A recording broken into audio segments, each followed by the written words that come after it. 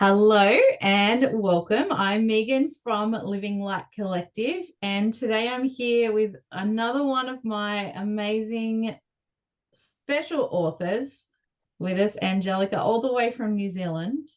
Welcome, Angelika. Thanks so much, Megan, for having me. Such a Oh, privilege and pleasure. Thank you. very, very welcome. What I would love you to share is a little bit about yourself, who you are, what you do. Tell us.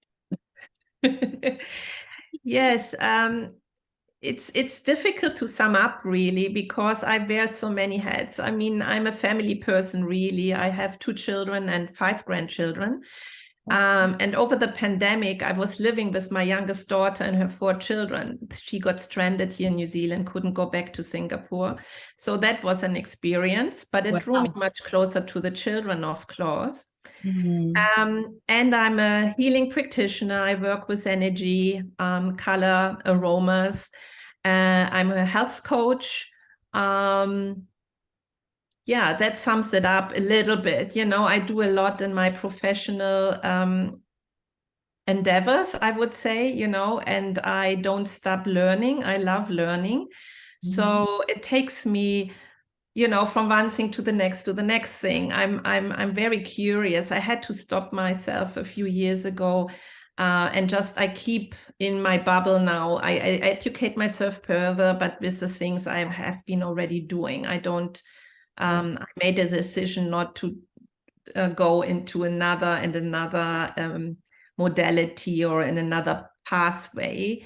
Yeah. Less I see it's very valuable, and I can't go past it because you can spend so much time and money, of course, taking more classes. And in the end, it's really about using it Yes. with the clients. And I love working with my clients, helping them getting out of stress, getting over a hurdle is hugely rewarding for me, I have to say.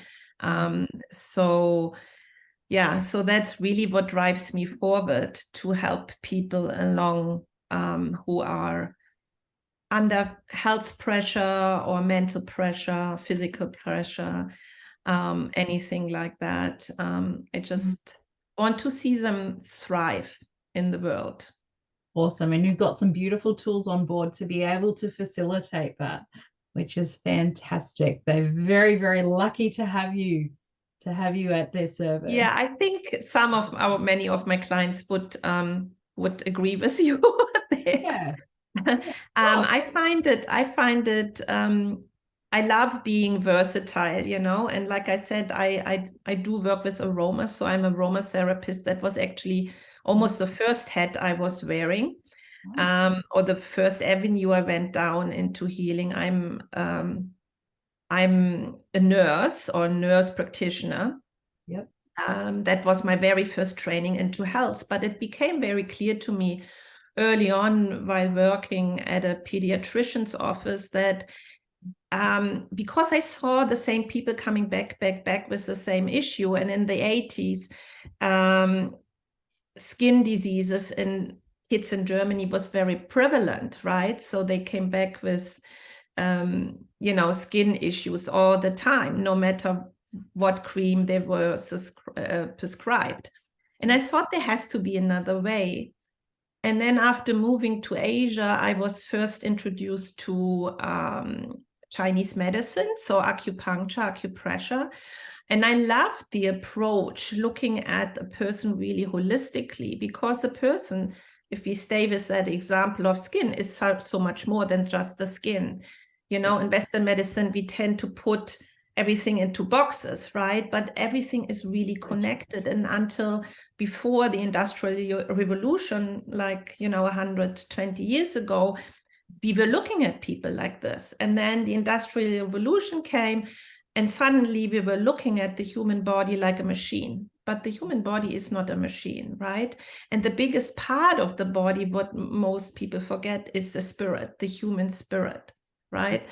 And so we should never underestimate the human spirit. And that's what I am accessing in my healing, no matter what tools I use. If it's aroma, I also do a therapy called color puncture, where we utilize color and light. I also do mind-changing therapies like Psyche or EFT, where we work with belief systems. And it really helps people to see their potential. They are often in such a dark place that they cannot see the light, right? So just opening them up and making possible that they see the light at the end of the tunnel is something that is important. Not only for them, but for everybody in their circle, right? It's because many of them are part of a family, right? And of a bigger community. And so if we talk about a machine again, right? If one little part doesn't function well, then everybody else is affected. So if we get that part working again, then, everybody can be much more happy and healthy. That's so true. For things to change, first I must change, right? Yes. And that ripple effect just continues out, which is just so beautiful to witness as a practitioner, isn't it? Yes. The whole dynamic change for people and their lives and their potential, which is amazing. Yeah, exactly. I think you struck the right word, their potential. Many cannot even see their potential, and making them aware of what their potential can be, right, is also something that is just so amazing. Making them aware that within themselves lies so much, because we put so much attention out there, right, into the world. We blame others or certain circumstances for where we are.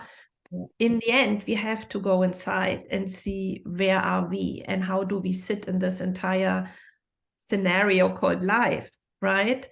Yeah. And then when we do access our own potential, this is, I always say we are unlimited as humans. We really are. And seeing that is just a great opportunity. They are very, very wise and caring words that I hope they're listening to. I want to ask you, you joined this project, the Awakened Author Academy, to put a book together. I got in contact with you and you said, yeah, that sounds awesome. And you were in. So what drew you to that? What drew you to this book, Resilience, Turning Struggle into Strength? Yes. Well, I knew you and Gavin from a previous project we did together. And the way you promised how this book would unfold really drew me in. Plus, of course, the theme. We have seen in the last 3 years over the pandemic that people with higher resilience, or if they knew how to access their resilience, they were coping much better. Going through lockdowns and mandates, and and we here in New Zealand and also in Australia, we were shut down for so long. We were really not open to the world, right? So there was no travel, nobody could visit us. So many people were suffering because they had relatives overseas, right? And they were not able to visit or being visited. So I've seen it in my clinic a lot, especially since 2022, really, that people who were able to access their resilience, and there are multiple ways, obviously, to do that, that they had not these health problems or mental issues that I see in other people who were really suffering through what happened over the last 3 years. So that was one of the aspects that really drew me to the book. The other one is that in my own life, I have to admit, there was never like a huge fallout that I had with life, right? But I found that often everyday little things can project a big hurdle for us, right?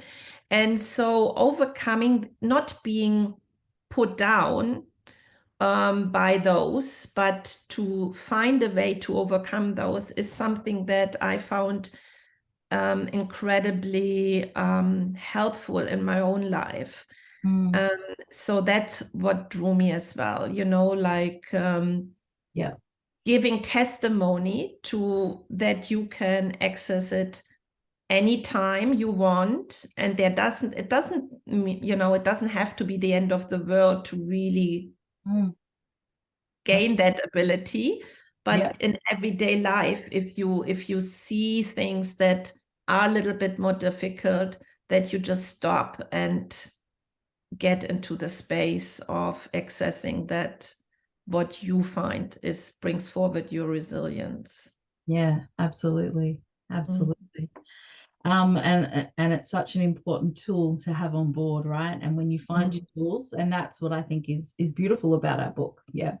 Yes. Without going into everything about our chapters so far, but going through that journey in writing your chapter, how was it?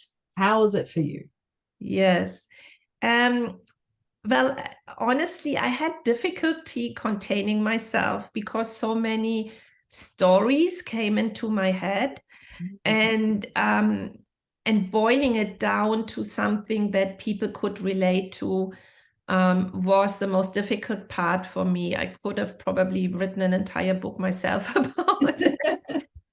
Right. So I went all the way back to the beginning of my marriage, which is 40 years ago already. And so, and that was probably the first time that I really had to dig deep to access resilience. And it only became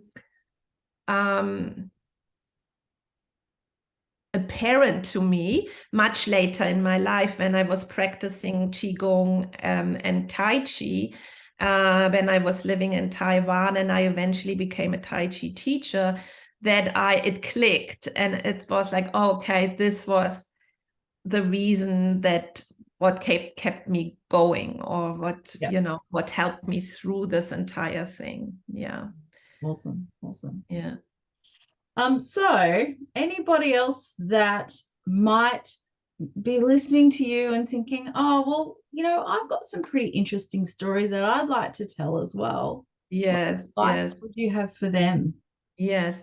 I have found that all of us have a story to tell. And I remember a conversation with my mother-in-law, who grew up before Second World War, was then very much engaged in Second World War, had to rebuild her life after the war. And, and both my husband and I and our kids, actually, we always said, you should write down all your stories, because, I'm born after the Second World War, right, far after. So we cannot relate to the stories of these people who lived through it, right? And then and so we had to persuade her to write some of these things down, and she was stubborn at first, but then she kind of got into it. And it's a lovely little book, and she really wrote it for her grandkids. It's not for wider distribution, but it's such a nice thing. My mom did the same. And it is really for us to go back and see, oh yes, what these people went through. It's just heartwarming. And I see that a lot in my clients from what they have been through. And I often say to them, once you're past all of this and you can look back on this experience, what would you think of writing it down? Because there's definitely more people who went through the same thing, and they take a lot of gratitude and blessings from reading that other people went through the same thing. I mean, Oprah is a prime example for this. Yeah. So she took a lot of these people into her TV show because she wanted to set an example and tell other people, well, you are not alone, watch this person and you can see that your story is one of many. So, and it's nice to share it for your own healing, but also you support the healing of others. Yeah. And that's so true. That message alone, you are not alone. Yeah. And I believe that's exactly why we've done what we've done here with this book. Share the value of that. So thank you for joining us today. I look forward to chatting again soon where you can tell us a bit more about your chapter. Yes, wonderful. And looking forward to that. Be awesome. All righty. We'll see you soon. Well, thank you, Megan. Thanks so much. You're welcome.